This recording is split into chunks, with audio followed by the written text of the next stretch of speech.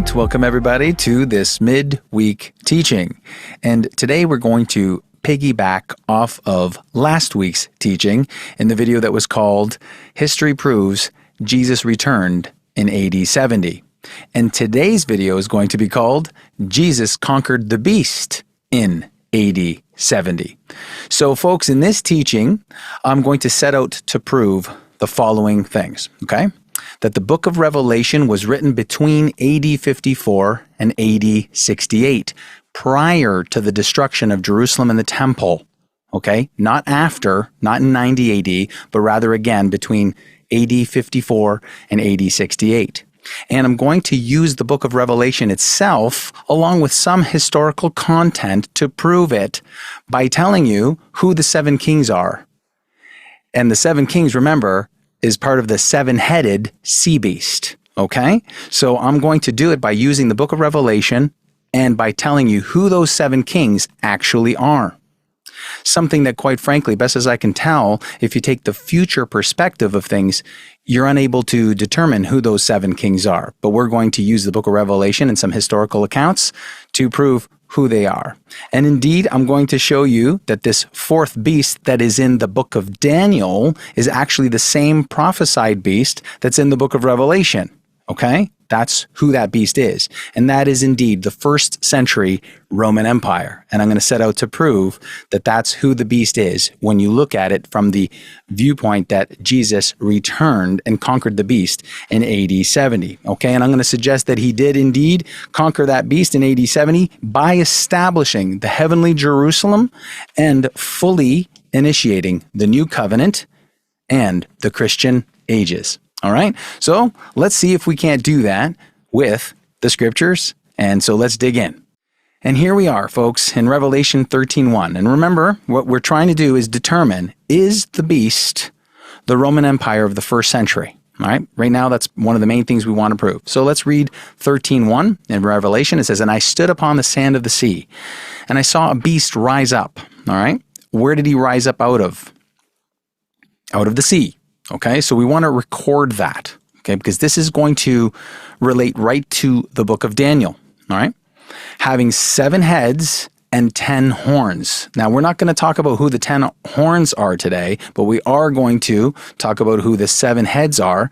But I want you to still record the 10 horns because this also will be related to Daniel, okay, to prove that the fourth beast in Daniel is actually the beast in the book of Revelation.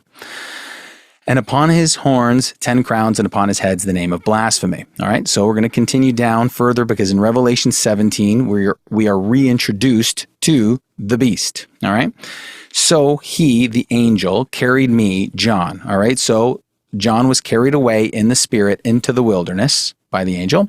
And he says, "And I saw a woman sit upon a scarlet-colored beast." Okay, now this beast is the same beast, but we have another piece of information. This beast is colored scarlet. So I took a little time here to kind of grab this color on imaging, right? So it's kind of this reddishy color, right? So we know it's a beast that comes out of the sea and it's got a scarlet color to it. Well, I decided to get this going, and as you can see, there's a reddish color here to the Roman centurion of the first century, right? And you can see these other images. So you're going to see this as the primary color. And I'm going to suggest that this helps fit what I'm claiming, that it's the Roman Empire of the first century that John is seeing, all right?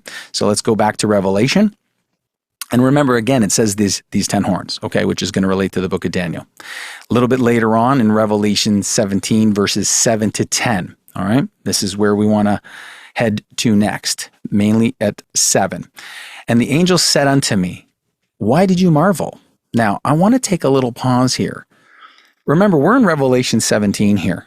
The angel is saying, "Why are you surprised?" to John. Now, John has seen a bunch of horses, right? The seals open, pieces taken from the earth. He's seeing, fire-breathing witnesses, and he's seeing all kinds of, he's seeing a 7-headed sea beast, right? And he's going, "Why are you surprised? Why are you surprised?" Might I suggest something?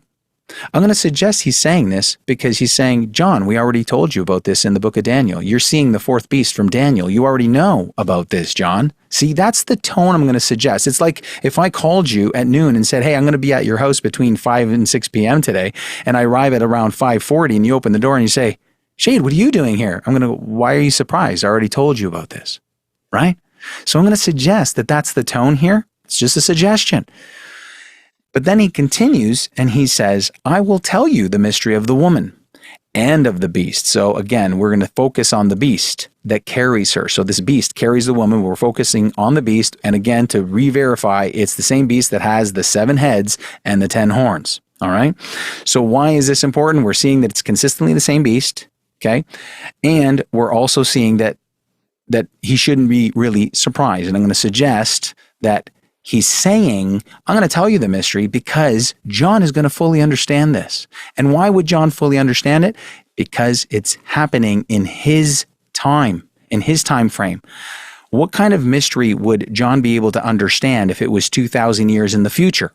I think it would be very difficult for him to understand the mystery. But I'm going to suggest the angel's saying, don't be surprised. I'm going to tell you the mystery and you're going to get it. You're going to understand it fully because this is all happening in his time. All right. So let's move on here where it says, the beast that thou sawest was and is not, and we'll talk a little more about that, and shall ascend out of the bottomless pit and go into perdition. And they that dwell on the earth shall wonder. Okay, so this is about earth dwelling here. So let's keep it in the context of where he's saying this is happening. And by the way, I'm going to suggest if you study that in the Greek, it means the land. Okay, not the entire world, not the entire earth of the world, but the land. The word is G-E. All right, but we'll continue. Whose names were not written in the book of life from the foundation of the world. Now, who might that be if you put it in the first century? It's the ones that rejected the Christ. All right, and what did they do? They said, we have no king but Caesar.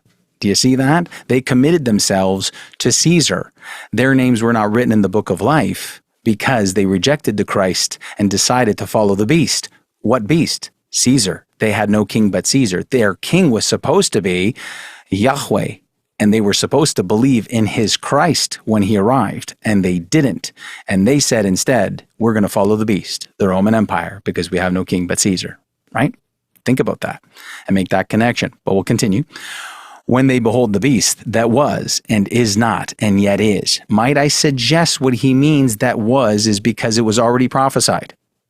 Okay, that's why this can be confusing, but it was already foreordained and foretold. That's why it was. It already was because it was already foreordained ahead of all the ages, okay? Before the foundation of the world. It was already ordained. Then he says, and is not. What do you mean it is not? Of course that beast is right there. Right, but it's already foretold that it's going to get conquered, okay? And that's why he says, and yet it is. And I'm going to suggest this is much like when Jesus says, the time is coming and now is. In other words, this beast is playing out in real time right now, but it's as good as done. It's as good as conquered because once Christ went to the cross, right, and he was resurrected, all power was given unto him and he was going to come in the glory of his Father. That's why I'm going to suggest he was, because he was foretold. That's the Roman Empire being foretold in the book of Daniel. We're going to go there. It's not because it's as good as done, okay? And yet it is because it's still playing out in real time for John while he's writing this, all right? And so let's actually hop over to the book of Daniel because now this is a prophecy in the book of Daniel foretelling, I'm going to suggest to you, foretelling the fourth beast. Now, what were the 4 beasts in the time of Daniel? It was Babylon, right? And I'm certain John would have known about that. That's why he's saying, I think the angel's saying, don't be surprised. You know your history. Daniel was in the time of Babylon, and he actually survived into the Medo-Persian Empire. That's the second one, right? The third one is the Grecian Empire, and John, I'm sure, would have known that from recent history. And of course, the fourth one is the Roman Empire. It's 4 beasts, all right? So in Daniel 7, 2-3, Daniel spake and said, I saw in my vision by night, and behold, the 4 winds of the heavens strove upon what? The great sea. Where did the sea monster, where did the sea beast come out of? The sea. And you're going to see that all 4 beasts come out of the sea. The one that John is seeing is the fourth one, because he wasn't in the Babylonian Empire. He wasn't in the Medo-Persian Empire, and he wasn't in the Grecian Empire, but he was in the fourth beast, which is the Roman Empire. So in Daniel, he's foretelling all four beasts. He says, and four great beasts came up from where? The sea. And this is why in the book of Revelation, in Revelation 13:1, he sees the beast, right? He's standing on the sand of the sea, just like I saw the heavens strove upon the great sea, same vibe.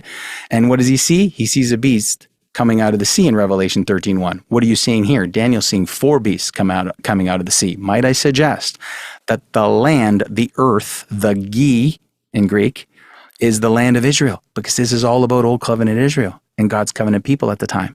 And the sea was representation of everyone outside and all the kingdoms that were outside the land of Israel.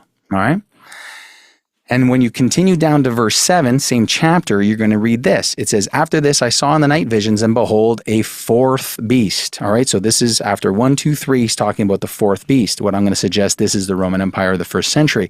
Dreadful and terrible, because the Roman Empire was the strongest of the bunch, and strong exceedingly. That's why the description is there. And it had great iron teeth. Now notice the term of iron, all right? So again, what do you see here? You see scarlet, and you see iron, okay? Which lines up with the Nebuchadnezzar statue, right? The gold represented Nebuchadnezzar, right? The Babylonian Empire. The silver was the chest, right? Which represented the Medo-Persian. Then it was the brass loin area, which was the Grecians, right? And then it had two iron legs. Let's go back to Daniel. It had two iron legs, okay? And we'll go back up to Daniel where it says his legs of iron.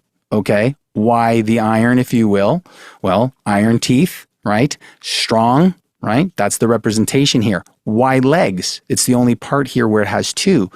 East Empire, Roman Empire, Eastern Roman Empire, and Western Roman Empire. Okay, and so it's diverse. It's different from the other three. And so that's why you're seeing the two legs. Okay, and by the way, folks, the feet represent the end. It's not a fifth kingdom. The feet represent, it says just two iron legs and the feet are attached to it. It's the end. It represents the end of the Roman Empire as being a control over the whole world. All right. So going back up to this verse 7, you know it's the same beast. Why?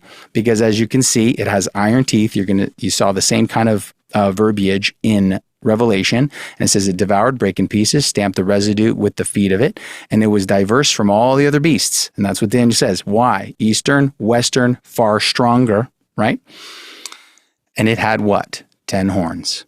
And what does the beast in Revelation have? 7 heads and 10 horns. Okay, so this is where I'm trying to prove to you that this fourth empire is the Roman Empire, and you can see it relating right to the book of Revelation because it's the Roman Empire at the time of Christ. All right, so let's go back to Revelation, and we're going to pick it up here. I think we took care of, yes, verse 8, so we're going to pick it up at verse 9 now. And he says this, and here is the mind which hath wisdom. The 7 heads are 7 mountains. Okay, this is going to represent Rome, but I'm going to focus, it says, on which the woman sitteth, and there are 7 kings. And really, I think this would have been better rendered as they are 7 kings, because the 7 heads are 7 mountains, and they are 7 kings. Okay, so the 7 heads are 7 mountains, which are essentially 7 kings. So the 7-headed sea monster, not literal, right? The sea beast is not a literal sea beast, because it's telling you it's not literal. It's telling you those 7 heads on this beast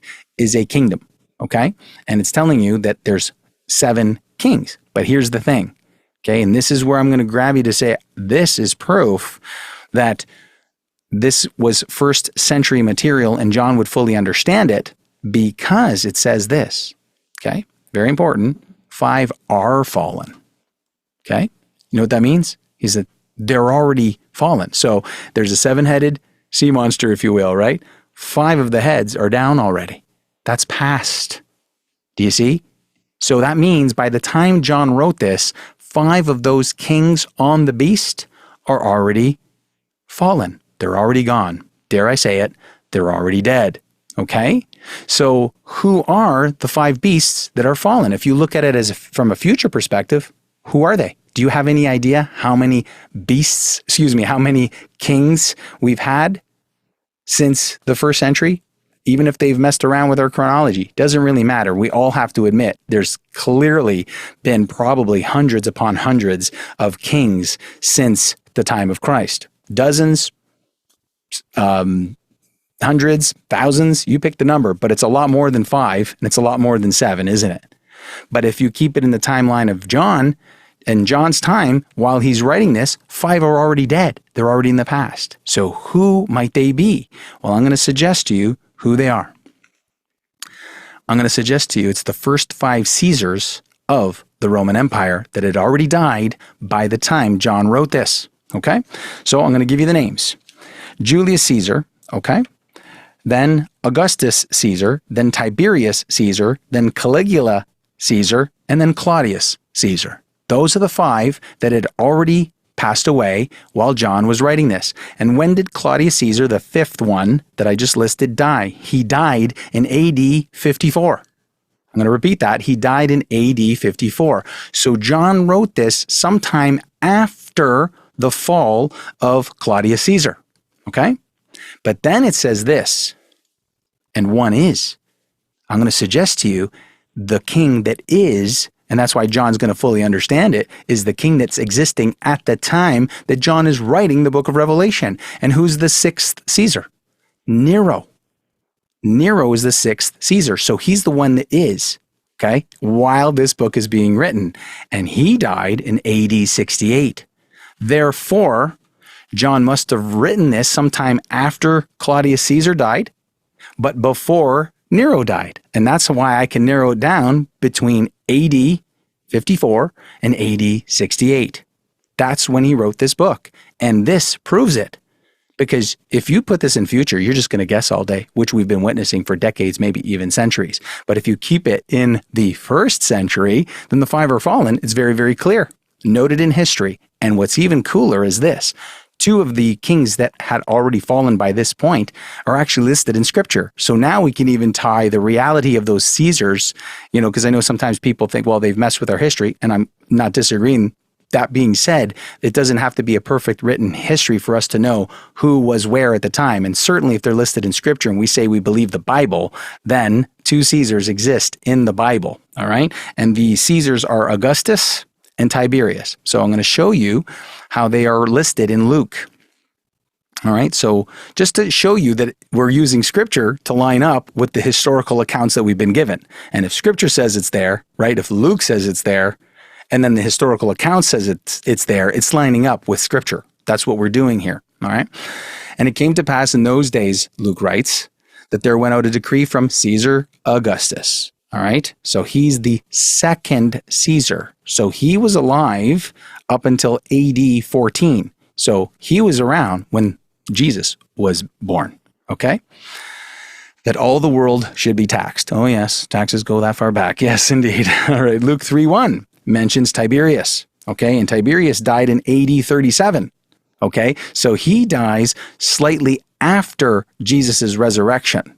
Okay, but he was alive during Jesus' ministry, at his death, and at his resurrection, and he continued to live a little bit past that, AD 37, and that's why Luke is writing about him as well. It says, now in the 15th year of the reign of Tiberius Caesar. All right, so this is in Scripture. These 2 Caesars are in Scripture, and he's the 3rd one. Okay, so after him was Caligula, and then it was Claudius Caesar, and he died in AD 54. All right, so I'm going to suggest to you that when you put it in the 1st century, I can actually name the 5 kings that had fallen by the time John wrote this book, and the one that is at the time that John wrote the book of Revelation, which was prior to AD 68, because that's when Nero died. All right, so going back to Revelation, then he says this, and the other is not yet come, and when he cometh, he must continue a short space. Who's the next Caesar? This is the 7th king.